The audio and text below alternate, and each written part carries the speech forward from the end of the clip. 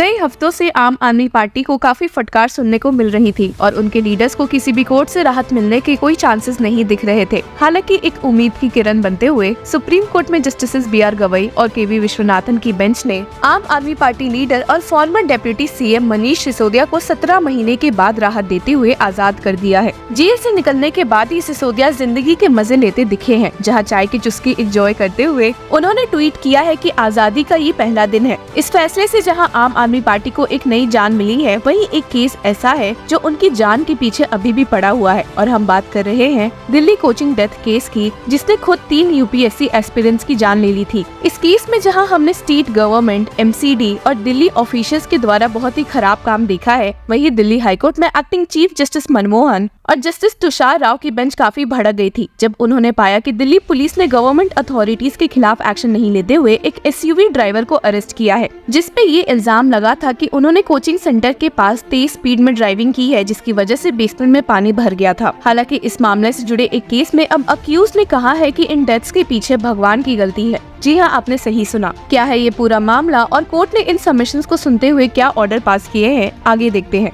तो जैसे कि हमने आपको बताया कि इन 3 एस्पिरेंट्स की डेथ के बाद से दिल्ली पुलिस ने काफी एक्टिव कदम उठाया था और एसयूवी ड्राइवर को बुक करने के साथ इस कोचिंग के 4 को ओनर्स को भी इन डेथ के लिए बुक किया था, वो भी section 105 of the Bharatiya Nyaya Sanhita culpable homicide not amounting to murder के तहत। जहां इस मामले में एसयूवी ओनर को बेल मिल चुकी है, वहीं the accused Parvinder Singh, Tajinder Singh, Harvinder Singh and Sarabjit Singh की बेल पिटीशन की सुनवाई दिल्ली ट्रायल कोर्ट में चल रही थी, प्रिंसिपल डिस्ट्रिक्ट एंड सेशंस जज अंजू बजाज के सामने। सारे अक्यूज्ड की ओर से मौजूद होते हुए advocate Amit Chadda along with advocates Kaushal Jeet और दक्ष गुप्ता ने स्टेट किया कि इन डेथ्स के पीछे भारी बारिश थी, जिसके पीछे भगवान का हाथ था, तो वे इस डेथ के लिए लायबल नहीं है। The council stated it was an act of God which happened and it could have been avoided had the civic agencies performed their onerous duties which they have miserably failed to do।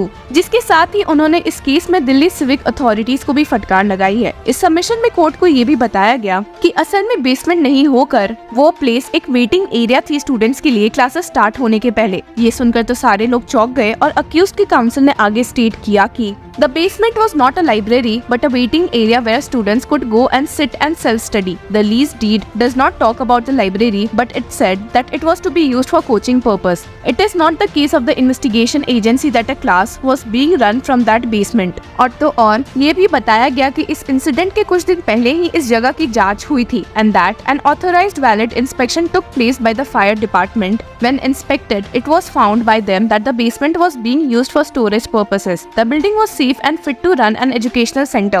This was issued by the lessee. This document establishes that the basement was for storage purposes only. Interesting बात तो ये भी है कि इस case में चारों को ओनर्स का नाम एफआईआर में शामिल ही नहीं है, जिसको हाईलाइट करते हुए एडवोकेट चड्डा ने स्टेट किया When you know that the case is there, they could have roped in the FIR. अब जब एफआईआर में नाम ही नहीं है, उसके बावजूद भी चारों अक्यूज्ड पर काफी सीरियस चार्जेस लगे हैं और वो भी culpable homicide not amounting to murder का। इस बात पर भी रोशनी डालते हुए एडवोकेट चड्डा ने सबमिट किया है कि in order to invoke the section for culpable homicide not amounting to murder there has to be intention to commit the crime along with knowledge. पर इस मामले में चारों को ओनर की ना तो कोई इंटेंशन थी ऐसी या उन्हें नॉलेज भी था कि ऐसा कुछ हो सकता है and thus stated where do they derive knowledge had I given the property thinking that I will construct a basement and one day when it will rain I will commit a death there has to be a proximity link। Legal council ने इस बात पर भी काफी जोर दिया कि चारों को अक्यूज ने अरेस्ट से बचने की भी कोशिश नहीं की है, बल्कि उल्टा खुद पुलिस स्टेशन गए थे जब उन्हें इस बात की जानकारी मिली थी।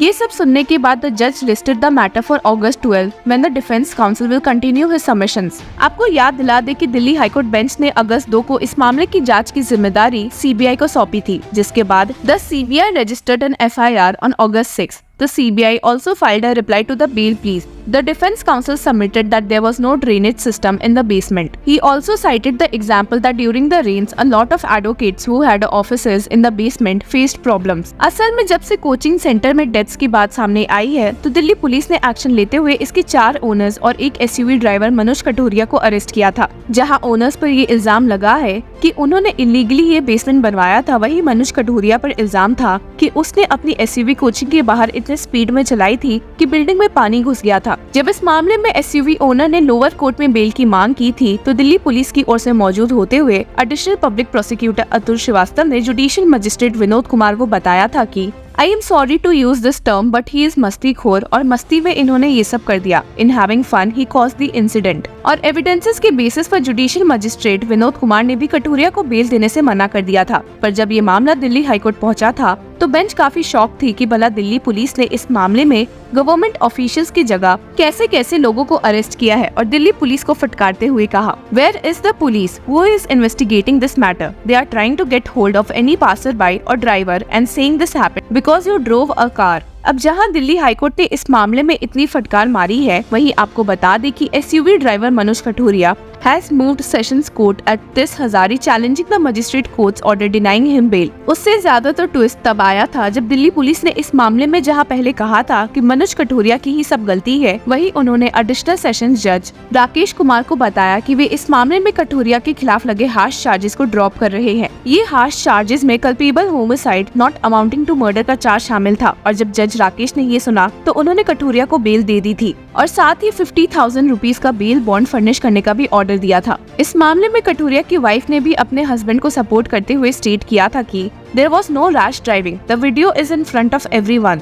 My husband was not driving at a high speed। आपको ऐसे बता भी दे कि दिल्ली हाईकोर्ट में हियरिंग काफी इंटेंस हो गई थी जब दिल्ली हाईकोर्ट बेंच ने कहा कि इस मामले में शायद दिल्ली पुलिस भी एमसीडी और ऑफिशियल से मिली हुई है और इस मामले को कवर अप करने की कोशिश कर रही है। ये कहते हुए कि इस मामले में एक काफी अजीब जांच हो रही है, हाईकोर्ट ने वापस से दिल्ली पुलिस को फटकारते हुए कहा था कि What is the Delhi police doing? Have they lost it? What are its officials who are monitoring the probe doing? This is a cover up or what? Bench ने पाया भी था कि दिल्ली पुलिस ने अभी तक किसी भी एमसीडी ऑफिशियल के खिलाफ एक्शन नहीं लिया है and stated, Has any official been caught or interrogated? Have they interrogated the official who has not desilted this drain? Was the drain desilted properly and in time?